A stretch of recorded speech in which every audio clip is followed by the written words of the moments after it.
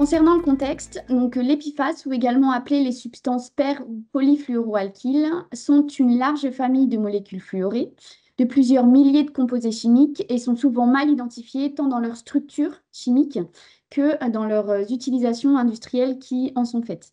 Les PFAS, ce sont des substances très stables qui ne se dégradent pas dans l'environnement et donc ce qui va favoriser leur mobilité et donc la bioaccumulation de ces substances-là dans le milieu naturel, d'où le terme de polluant éternel. En plus de ça, les PFAS ont une utilisation variée, sont très persistants et donc tous les milieux peuvent être source de contamination, peuvent être concernés par des contaminations, notamment l'eau, l'air, le sol, mais également la chaîne alimentaire. Le sujet des PFAS est un sujet aujourd'hui actuel, car la réglementation, et notamment REACH, se penche depuis de nombreuses années pour réduire les usages de ces substances-là et l'Europe souhaite les interdire d'ici 2025. Dans cette partie-là, je vais vous présenter la définition ou même les définitions ainsi que la classification des PFAS. Il est important de noter qu'il n'existe à ce jour pas de consensus international quant à la définition des PFAS. Je vais vous en présenter deux aujourd'hui, mais il en existe d'autres largement utilisés tant dans le monde scientifique que dans le monde réglementaire. Aujourd'hui, je vais vous présenter la première définition de l'USEPA, donc utilisée aux États-Unis, et une deuxième définition de l'OCDE, utilisée plutôt en Europe. Sur la première définition de l'USEPA, donc l'USEPA, c'est l'Agence de protection de l'environnement américaine qui définit les PFAS avec une définition structurelle. Pour l'USEPA, pour être un PFAS, il faut respecter au moins l'une des trois structures que vous voyez là, donc les trois structures en bleu. Sur ces structures-là, les atomes de carbone sont saturés, donc c'est-à-dire qu'ils ne comportent pas d'atomes d'hydrogène. Et important de noter que la base de données établie par l'USEPA recense environ plus de 9000 substances PFAS, par contre sans information sur les utilisations faites de ces substances. Deuxième définition, la définition de l'OCDE. Donc l'OCDE, c'est l'Organisation de coopération et de développement économique.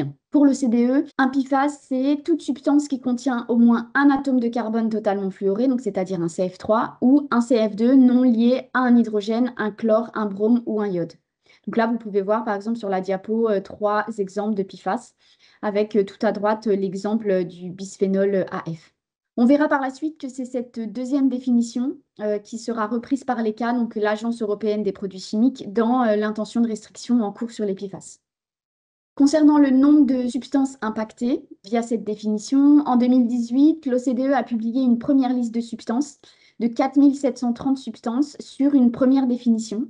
On sait que cette liste de 2018, elle n'est pas exhaustive puisqu'elle a été établie avec une première définition plus restrictive, notamment via l'exclusion des PFAS aromatiques ou même l'exclusion d'autres PFAS avec des groupes fonctionnels aux extrémités. Donc on sait que cette première définition était plus restrictive et donc que en 2021, l'OCDE a publié une nouvelle définition et donc on sait que sur cette nouvelle définition-là, le nombre est forcément plus important que 4730 substances.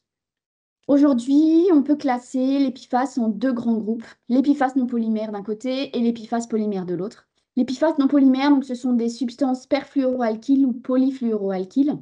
On trouve par exemple les gaz fluorés, comme les HFO par exemple, qui peuvent être utilisés donc, en tant que réfrigérant ou en tant qu'agent moussant, et également des PFAS liquides, comme le PFOS par exemple. Et de l'autre côté, les PFAS polymères. Donc, on est plutôt sur des fluoropolymères ou des polymères fluorés à chaîne latérale. On va retrouver plutôt des PFAS d'origine donc plutôt plastique, comme le PVDF ou le PFA, ou de type élastomère comme le FKM par exemple. À noter que sur ces deux grands groupes de PFAS, on va retrouver des PFAS à chaîne courte et des PFAS à chaîne longue. Les PFAS à chaîne courte, on va dire qu'on est sur des PFAS avec 6 atomes de carbone ou moins. Ce sont des substances qui vont être très mobiles et qui vont venir s'accumuler très facilement dans les êtres vivants. Et ce sont ces substances-là qui vont venir entraîner plutôt des cancers et causer des effets indésirables sur les êtres vivants, sur la fertilité ou même le système immunitaire.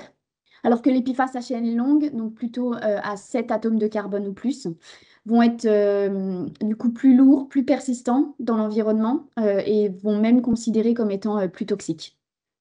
On peut noter également une difficulté d'identification des familles de PFAS. On l'a vu juste au-dessus, les familles répertoriées par l'OCDE sont des familles chimiques mais elles diffèrent des familles réglementaires.